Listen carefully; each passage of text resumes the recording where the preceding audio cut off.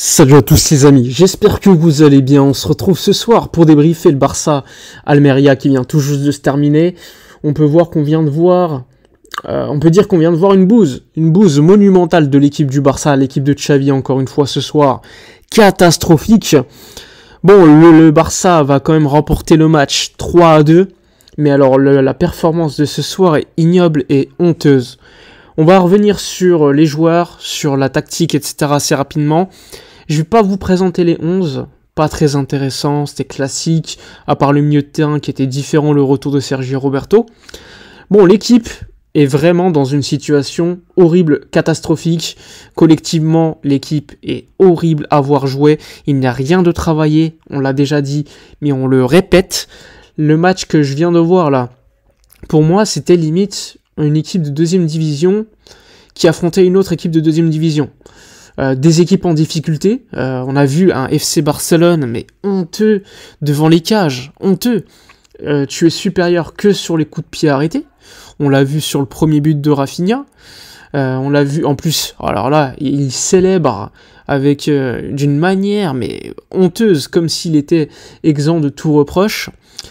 On se prend un but égalisateur, évidemment, avec encore une fois le but est assez honteux, c'est incompréhensible. Araujo fautif clairement, mais la défense mal alignée.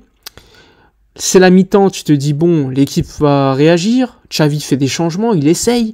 T'as Joao Félix qui sort. Joao Félix qui, comme je l'ai déjà dit dans plusieurs vidéos, n'est pas assez concret selon moi. C'est un beau joueur, mais pas un grand joueur. Et c'est pas le seul. Donc il est sorti, Christensen aussi, qui aurait pu avoir un rouge. Heureusement que c'était pas une action claire de but, puisque la règle a changé. Une équipe d'Almeria, je sais même pas comment ils sont là, enfin je sais pourquoi ils sont derniers du classement et qu'ils gagnent quasiment aucun match. On n'est pas surpris, là t'es à Montjuic, tu viens de sortir des performances honteuses, et tu continues avec ça. Franchement, c'était honteux ce soir. Rien de travaillé. T'as des joueurs qui jouent avec la manière de... Enfin, on voit que rien n'est préparé, parce que Cancelo, Gundogan, lorsqu'ils ont le ballon, parfois tu les vois demander du mouvement. Tu les vois, et en fait, la seule manière que le Barça a de jouer, c'est de réinitialiser l'action, essayer de trouver un joueur qui est entre les lignes, et ce joueur qui est entre les lignes, que ce soit Félix, que ce soit Fermin Lopez, ils vont jouer à une touche assez rapidement pour un troisième joueur, souvent Lewandowski ou un autre. Et souvent, ça passe pas. Souvent, l'action est ratée. Et en fait, tu as que ça. Tu as que ça pour t'en sortir, ou des centres en diagonale de Rafinha. Bon, ce soir, on est sauvé par un joueur qui s'appelle Sergio Roberto. Sergio Roberto, qui selon moi n'a plus sa place au FC Barcelone. Et ce soir, il faut être honnête, c'est le meilleur joueur de l'équipe, c'est le joueur décisif, c'est le joueur qui montre le plus d'envie, on l'a vu, hein, c'est lui qui fait la différence. Le Barça va marquer un 2-1, il va marquer ce but de la tête, suite à un corner de Rafinha. Là tu te dis, bon allez 2-1 maintenant, il faut en mettre un autre pour enfin être tranquille, puisque ça fait depuis le match contre Anvers en septembre que t'as pas gagné contre un adversaire avec plus d'un but d'écart. Eh ben non. Le deuxième but d'Almeria est clownesque. Encore une fois, Ronald Araujo qui gêne, je ne sais pas comment ça se passe, Iñaki Peña. Bref, Peña fait tomber le ballon de ses mains. Et encore une fois, but d'Almeria. 2-2, absolument ridicule, parce qu'Almeria, désolé de le dire, mais ils sont très nuls. Et que le Barça encaisse 2 buts contre eux. C'est honteux, c'est honteux. Un Araujo qui, depuis les rumeurs contre le Bayern, n'est plus dedans. On le voit clairement, il n'est pas au niveau. C'est assez honteux. Koundé est entré à la mi-temps, je l'ai trouvé plutôt bon par rapport à son collègue d'à côté.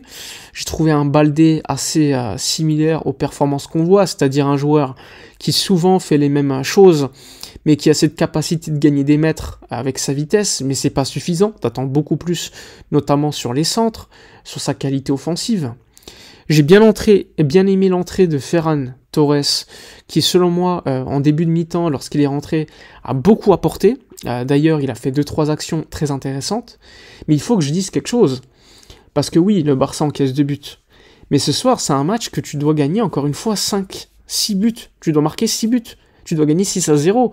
Parce que vu les actions que tu as, et il faut le dire, là, le gardien en face fait des sacrées parades. À un moment donné, tu as 2-2. t'as une action où Cancelo, il met à terre le latéral, il fait un centre pour Lewandowski, qui la remet sans le faire exprès, je pense, pour Gundogan, qui rate à 1 mètre des cages. Mais ça, c'est honteux, en fait. Ça, c'est quelque chose qui est absolument dingue. Ils veulent pas gagner le match. Ils veulent pas marquer des buts, en fait. C'est absolument ridicule.